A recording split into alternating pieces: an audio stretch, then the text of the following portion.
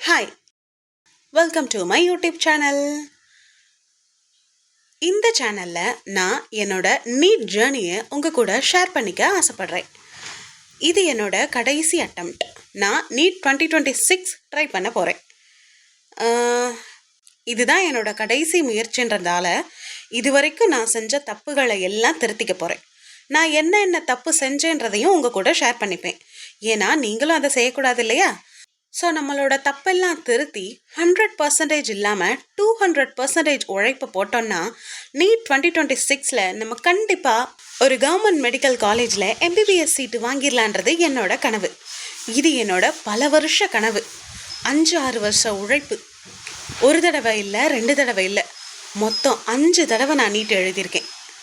பல வருஷ கனவும் 5 வருஷ உழைப்பும் சேர்ந்து இப்போ 6வது வருஷத்தில் வந்து நிற்கிறேன். அஃப்கோர்ஸ் என்னோடய ஃபேமிலியும் இதுக்கு சப்போர்ட் பண்ணுறாங்க.